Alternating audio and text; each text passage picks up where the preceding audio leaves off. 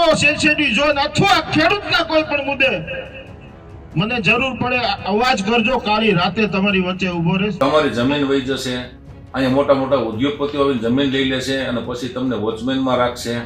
આવી વાતો કરીને લોકોને ભ્રમિત કરવામાં આવે છે કે રાજનીતિના પક્ષ પછી પેલા મારો જગતનો તાત ખેડૂતનો દીકરો હોવો જોઈએ.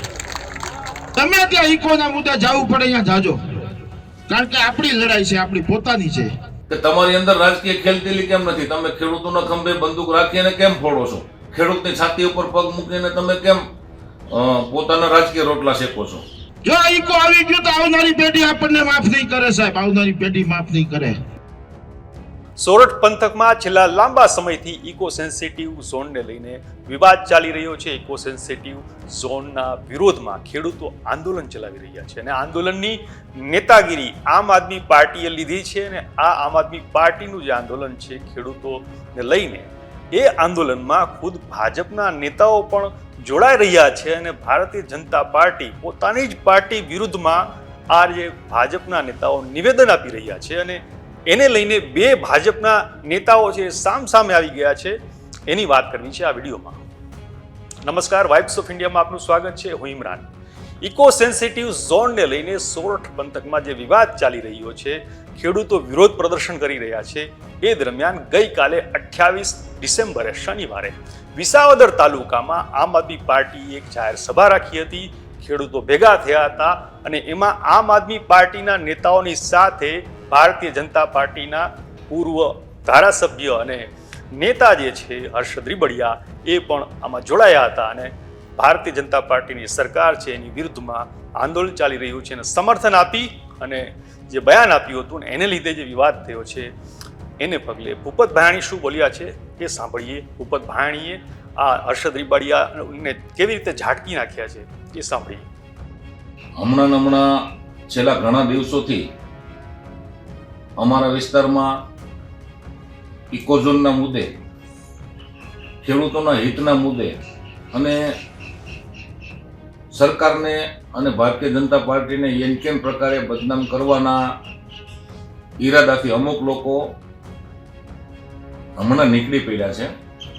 તો એવા લોકોને હું પૂછવા માંગુ છું કે મિત્રો, ઇકોઝોન તો 2016થી લાગુ છે. 300 કરતાં પણ વધુ ગામો 2016થી ઇકોઝોનમાં આવે છે. નવી ગાઈડલાઈન મુજબ 196 ગામમાં ઇકોઝોન લાગુ થયો છે. તો એમાં ખેડૂતોને શું તકલીફ પડવાની છે, ખેડૂતોને કેવી રીતે હેરાનગતિ સહન કરવાની છે, એના વિશે કોઈ માહિતી આપતું નથી. પણ તમારી જમીન વહી જશે, અહીંયા મોટા મોટા ઉદ્યોગપતિઓ આવીને જમીન લઈ લેશે અને પછી તમને વોચમેનમાં રાખશે. આવી વાતો કરીને લોકોને ભ્રમિત કરવામાં આવે છે. ઇકોઝોનનો મુદ્દો માત્ર ને માત્ર રાજકીય મુદ્દો બની ન જાય અને ખેડૂતનું જેમ કેમ પ્રકારે ક્યાંય અહિત ન થાય એવી વાત કરવી જોઈએ. નહીં કે ઇકોઝોનના મુદ્દે અને ખેડૂતોના ખભે રાજકીય રોટલા શેકવાની વાત કરવી જોઈએ.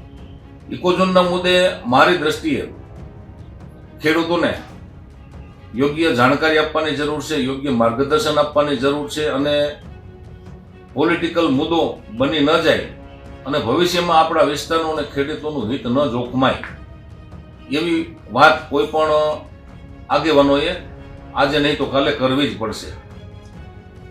ઇકોઝોનના મુદ્દે હાલ નીકળી પડેલા જે નેતાઓ, એ નેતાઓને હું પૂછવા માંગુ છું કે ખેડૂતોની એટલી બધી ચિંતા હોય, વિસ્તારની એટલી બધી ચિંતા હોય, તો વિસાવદર વિધાનસભાને મસ્ત મોટું નુકસાન અમુક લોકોની ભૂલના કારણે થયું છે. પ્રતિનિધિત્વથી વિહોણો વિસ્તારને રાખવામાં આવ્યો છે. તો એવા લોકોને હું પૂછવા માંગુ છું કે તમારી અંદર રાજકીય ખેલતેલી કેમ નથી? તમે ખેડૂતોના ખંભે બંદૂક રાખીને કેમ ફોડો છો?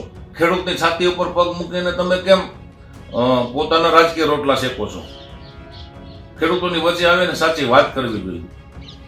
આજે એટલી બધી ખેડૂતોની ચિંતા હોય તો વિસ્તારને બાનમાં લીધો છે આશરે 1 વર્ષથી, અને 1 વર્ષમાં આપણા વિસ્તારને જે નુકસાન થયું છે એ નુકસાનની ભરપાઈ કોણ કરશે? એનો જવાબ પણ એવા લોકોએ આપવો જોઈએ. હવે આમ આદમી પાર્ટીનું જે આંદોલન ચાલી રહ્યું છે ઇકો સેન્સિટિવ ઝોનના વિરુદ્ધમાં, એની લઈને ગઈકાલે જે આંદોલન જનસભા હતી એમાં હર્ષદ રીબડિયા શું બોલ્યા છે એ પણ જોઈ લઈએ. ઇકો ટિકિટ નથી દેવી. હવે રાજનીતિમાં બહુ ઇન્ટરેસ્ટ નથી, પણ ખેડૂતના કામમાં રસ છે. હું અહીં એટલા માટે આવ્યો છું કે રાજનીતિના પક્ષ પછી પેલા મારો જગતનો તાજ ખેડૂતનો દીકરો હોવો જોઈએ,